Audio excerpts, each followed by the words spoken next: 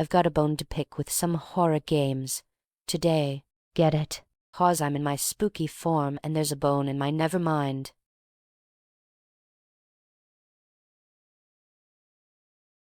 I think there's a problem with horror video games that do jump scares. I'm talking the Five Nights, the Outlasts, the Slendermans, those guys. I have this same issue with other horror games like Resident Evil and Dead Space types, but it's less so.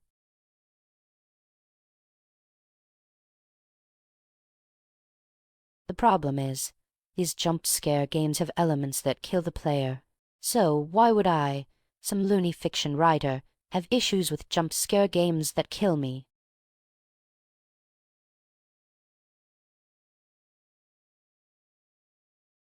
I care because I think that it's boring. Hear me out. In video games, we are all mostly familiar with the convention that things kill you. You die, you get sent back a bit in time, and you do the thing that kills you all over again so it can kill you in a dumber, more infuriating way.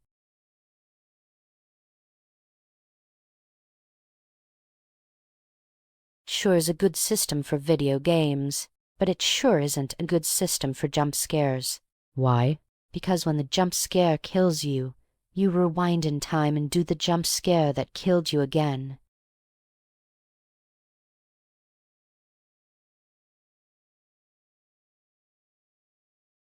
Kinda cheapens the whole experience, doesn't it? I think it does. Especially if the jump scare happens to be a top-tier Dark Souls level of difficult boss. After the 20th time it jumps out to spook, it'll have the same effect as a child or dog screaming about going to the vet.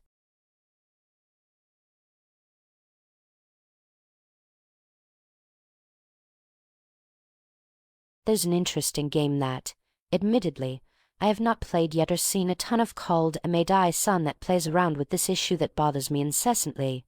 A May Die Son is a first-person puzzle horror psychological thing where you take pictures of stuff while getting jumped, scared, and spooked.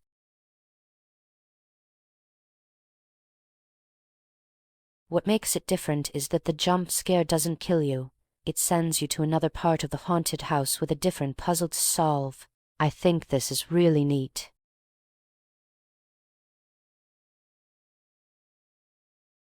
So, naturally, I think this is a great way to get the creative juices flowing. Let's say that the creepy monster can't kill the player right away and workshop some ideas.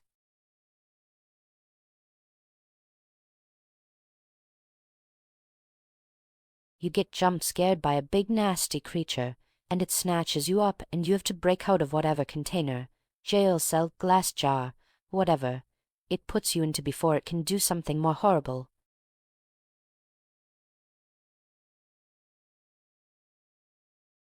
Or it's a spirit that spooks you real bad and it like possesses your body and makes you do all sorts of weird stuff and you wake up in a different place when you finally get control of yourself back and figure out what all it made you do while it operated you like a VTuber model.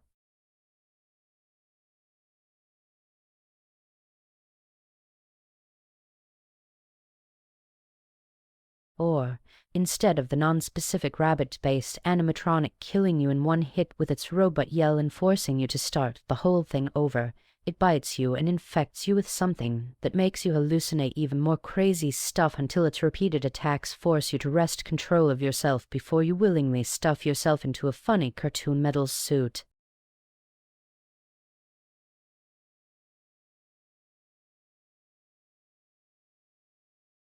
What else so? You could do your standard roguelike with serial killers and have the killer stab you, but you have to get away and run from them while it gets progressively harder to move around because of the wound crippling your body. But they're still chasing you.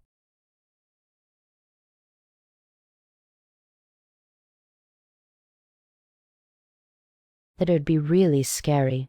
Honestly, I think this brand/subgenre thing could be so much more chilling and scary if the games, instead of making the character die over and over again in the same boring way, just extended the scene of the monster attack just a little bit farther than the initial attack.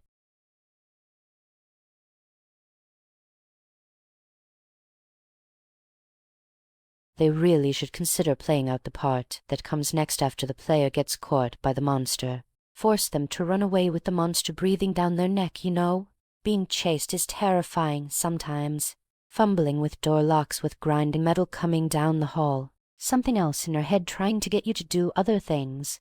That weird tingling air across the back of your neck. Talk about spooky.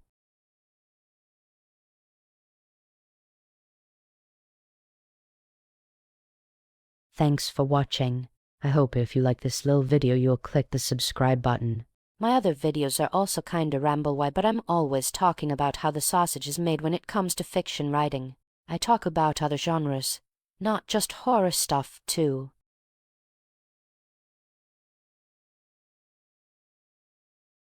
I'm maybe 100% honest. I fully made this video just as an excuse to draw this cute Halloween shirt sweater I found on Blue Sky.